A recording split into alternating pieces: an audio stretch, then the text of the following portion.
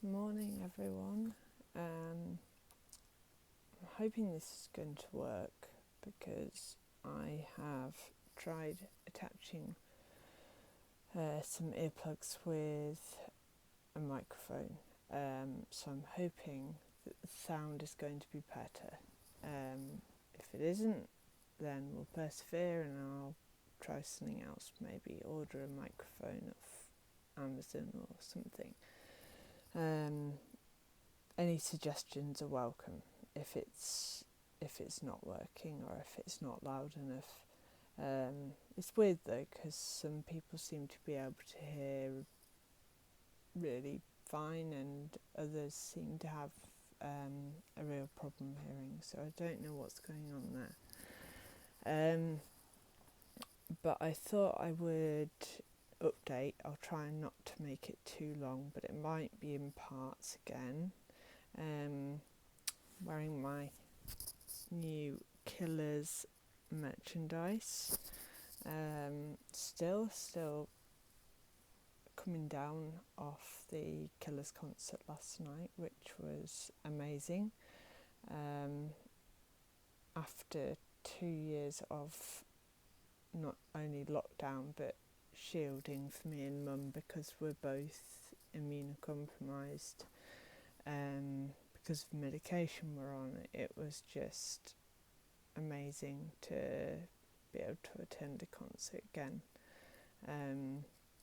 I used to sort of say to myself, I need to attend at least 2 a year to just recharge and escape my issues and stresses, and I'm so pleased that we did it. I guess the downside of things to report at the moment, there's been lots going on, as you'll have seen from my posts. I also received the news yesterday regarding my latest DEXA scan. I last had one of those in 2019, and strangely enough, though I've had eating disorders on and off for so many years, I still had good bone health then. Unfortunately, the latest one showed osteopenia in both my lumbar spine and hips, so I am now on, or going to be on, vitamin D and calcium for the foreseeable, and I'm going to have to be a lot more careful, especially with the POTS and the number of falls I've had.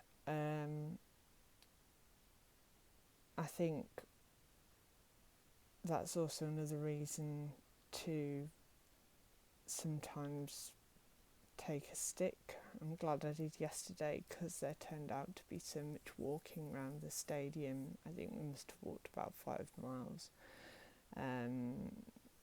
Trying to find the coach, trying to find the right gate, etc. And I don't think I would have managed that without something to sort of literally lean on at times. And we were in the ambulatory bit, so the sort of disabled bit, but not wheelchair, so you could stand or sit, which was good. So I also had my psychiatry appointment yesterday. I lose track. There's just so many appointments. I think that went well. I have a really nice psychiatrist. Obviously the worry at the moment is the MS side of things, and that's not a definite diagnosis yet, but as you'll see on my posts, there's quite a lot of evidence mounting, and unfortunately evidence that was missed when I was first admitted to hospital back in August. So unbeknown to me, there are white matter lesions, not in the place where you would expect for Wernicke's. So I have had Wernicke's before, which, in case you don't know, is reasonably common actually in anorexia. It's related to thiamine deficiency. It only takes 4 days to run out of thiamine if you are starving, and you can use up your stores very, very quickly. And Wernicke's is usually something that alcoholics get because they don't absorb the thiamine, but you also get it in malnourishment, and there's a classic triad of symptoms. When I did have it, I had all three, so double vision, or nystagmus, which is when the eyes go from side to side, a wobbly gait, so walking, almost like you're drunk, and confusion. And I did actually have all three, which is quite unusual. However, when I saw the neurologist after my seizures, I learned that there had been these lesions elsewhere in my brain. I also learned that my optic discs are pale, which could be suggestive of what they call optic atrophy, which is basically the nerves to the eyes breaking down. And they found that certain reflexes were very brisk, and my toes, when they do a certain test, went upwards instead of downwards, and after about the age of 2 they should, in a normal healthy individual, go down. And that was only in one leg. And there's been certain other things that have been developing. It's been noted that my speech at times can be slurred, and other more unpleasant symptoms, which I think are a bit more embarrassing, and I'm not going to discuss on here. But I just wanted to clear that up, because there is such a thing. As much as a huge amount of illness can be attributed to malnutrition, there is also such a thing as diagnostic overshadowing, and it can be the case that people are too quick to blame the mental illness or the eating disorder and end up missing the physical illness. I hope I'm wrong. I really hope I'm wrong. I hope it comes back that it was another episode of mild Wernicke's or something like that, that I've recovered from, but MS is relapsing, remitting, typically starts between the age of 30 and 40, more common in females. So I can see why my neurologist has referred me for an MRI head and spine, which will happen in June, and I can see why my psychiatrist is supportive of that, and concerned, rightly so. So getting that news on top of the seizures, on top of not being able to drive, not that I would be able to yet because of my BMI, but I was adamant that I would have improved my BMI quicker than the 6-month period, which is October, has got me down quite a bit. And my lovely school friend Susie did sort of rescue me at the weekend. I had another chest infection. I cried down the phone to her and told her not to come up, and she just insisted. So I knew how boring it would be for her with me being so unwell.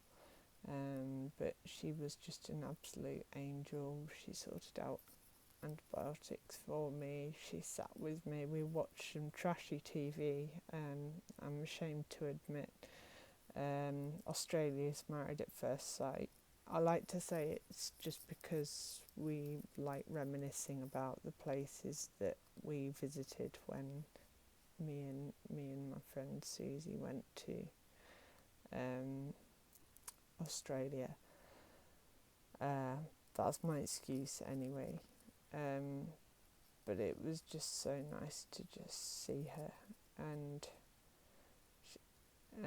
she's the only person that we don't have kind of awkward autistic hugs.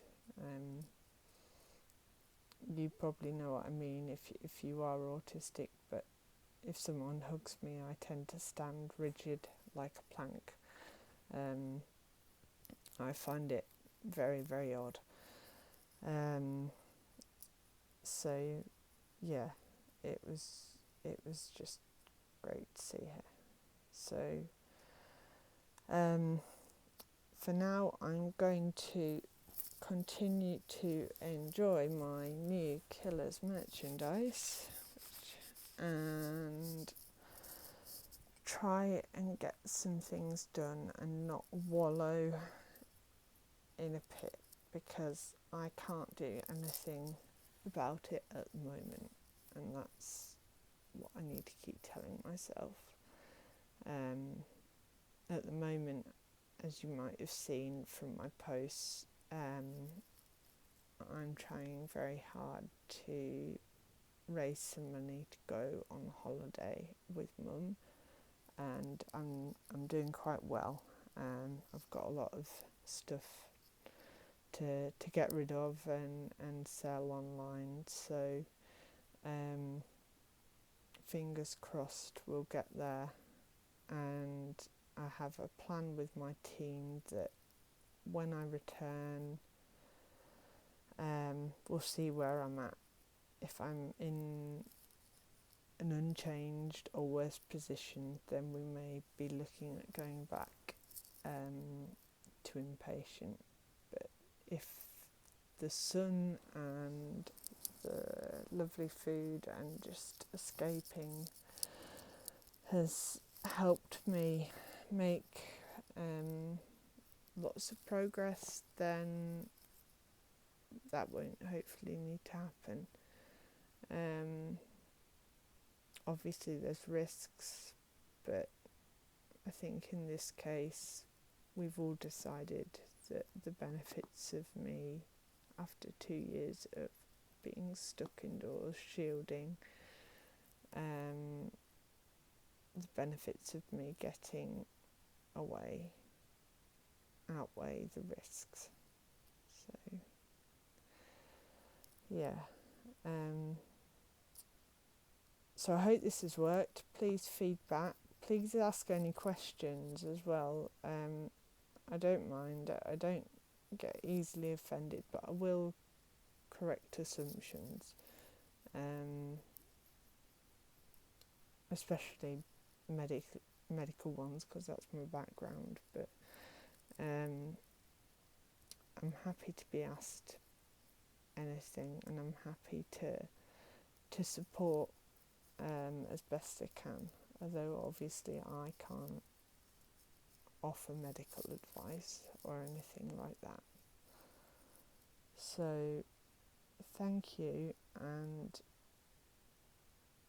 have a lovely rest of the week and Jubilee celebrations, and we'll catch up soon.